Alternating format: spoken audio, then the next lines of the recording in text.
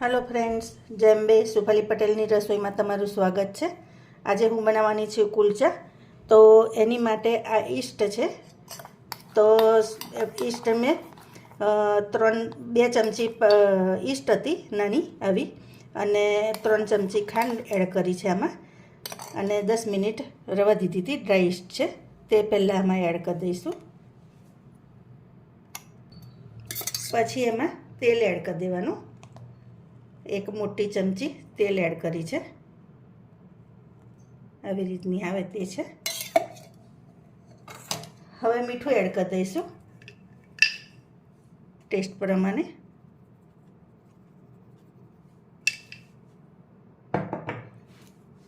અને લોટ મેં મોટો જે મેજરમેન્ટનો કપ આવે છે ને એ મોટા 3 કપ લીધા છે।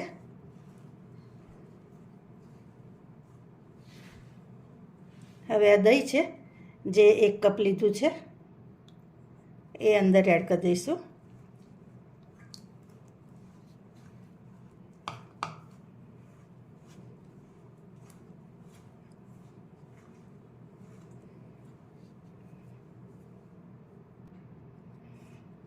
હવે જેમાં દહીં લીધું હતું એમાં જ પાણી રેડ્યું છે, થોડુંક ઊનું છે 1 કપમાં। તો આપણે પહેલાં થોડુંક પાણી એડ કરતું જવાનું। અત્યારે આ જે લીધું છે એટલું હું એડ કરી દઈશ, બીજું જરૂર લાગશે ને તો લઈશ। હવે આનો લોટ બાંધી દેવાનો।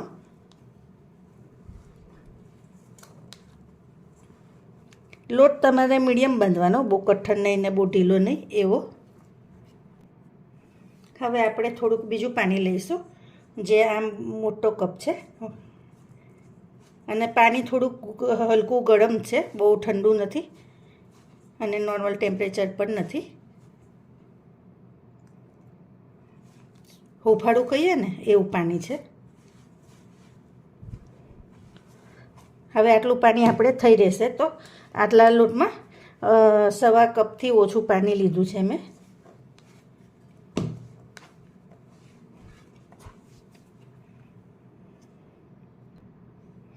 હવે આપણે પ્લેટફોર્મ પર જ થોડુંક તેલ રેડી દેવાનું અને બરાબર લોટને અહીંયા નીચે જ મસળીશું। એને 5 મિનિટ સુધી બરાબર મસળી લેવાનું,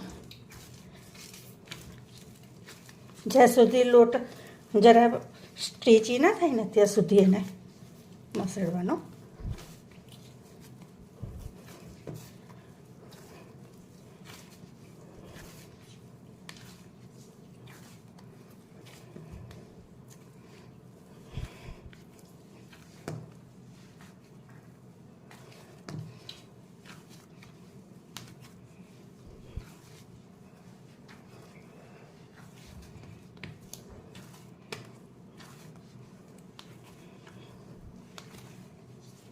બજાર જેવા બનાવવા હોય ને તો થોડી મહેનત તો તમારે કરવી પડે તો જ સરસ થાય।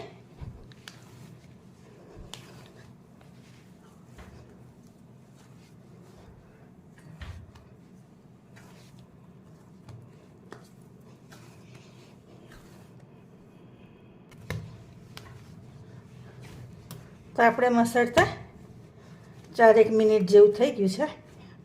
હવે આપણે લોટને આવી રીતે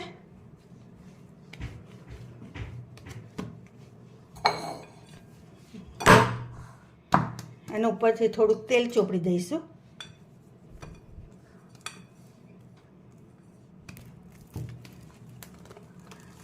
હવે આપણે લોટને 1 કલાક જેવો રેસ્ટ આપવા મૂકી દઈશું। જો ફ્રેન્ડ્સ, આપણો લોટ બરાબર ખીલી ગયો છે, તમે જોઈ શકો છો બાઉલની બહાર આવી ગયો છે।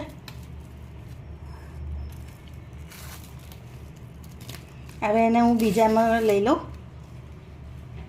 આ એ જ બાઉલ છે જેમાં મેં લોટ બાંધ્યો હતો। તો તમે જોઈ શકો છો, જો કેવી સરસ જારી આવી છે લોટની, જોઈ જુઓ। તો આવી રીતે તમે 3-1 કલાક રાખશો ને તો એ બહુ સરસ થશે। હવે આપણે થોડોક તેલવાળો હાથ કરી અને હવે આના લુવા કરી લઈશું।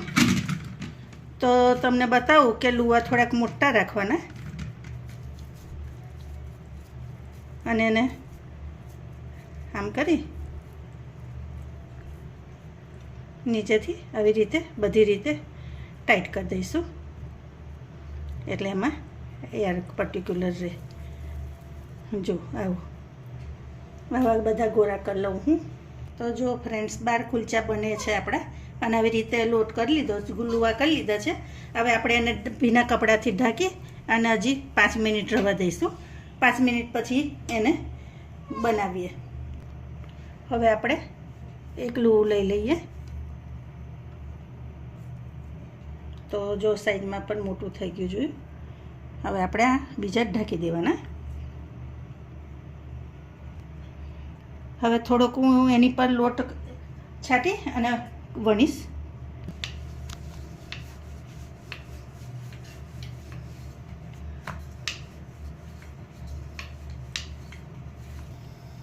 તો જો ફ્રેન્ડ્સ આટલો વણવાનો, એની પર થોડુંક ભીનું કરી અને હું કાળા તલ એડ કરી દઈશ.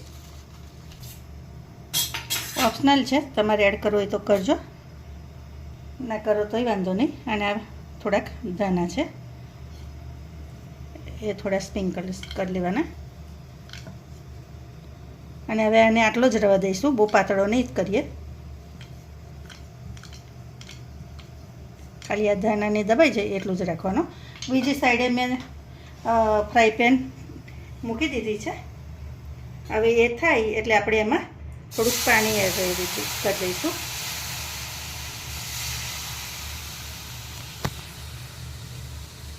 અને એમાં મૂકી દેવાનું અને ઢાંકી દઈશું. હવે એને મીડિયમ ધીમા તાપે થવા દેવાનું, મીડિયમ તાપે નહીં, થોડુંક ધીમું તાપ રાખશો ને તો વધારે સરસ થશે. તો જો ફ્રેન્ડ્સ આ જોઈ લઈએ. પહેલાંમાં મારાથી બરાબર ના થયો, એમાં ચોંટી જતું હતું, એટલે મેં આ લીધું છે ફ્રાય પેન. હવે આને આપણે ફેરવી લઈશું અને થોડુંક શેકી લેવાનું.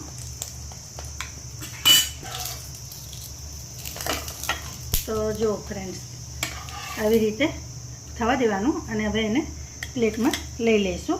એવી રીતે આપણે બીજો પણ શેકી લઈએ. તો આ બીજો પણ આવી રીતે મૂકીશું અને એને ઢાંકી દઈશું. ઢાંકીને મીડિયમ તાપે થવા દઈશું, બહુ ફૂલ નહીં રાખવાનો. તો ફ્રેન્ડ્સ આપણા કુલચા રેડી છે. તો તમે જોઈ શકો છો એકદમ સરસ થયા છે. હું તમને તોડીને પણ બતાવું. તો જો તમને તોડીને બતાવું તો જો તમે અંદર જોઈ શકો છો કેવી સરસ જાળી થઈ છે અને એકદમ સોફ્ટ થયા છે, એકદમ સોફ્ટ. જો છે ને, જો તમે બનાવજો આવી રીતે અને તમને કેવી લાગે છે રેસીપી એ પણ મને કોમેન્ટમાં કહેજો.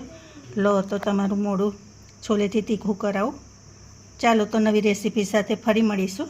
Thank you.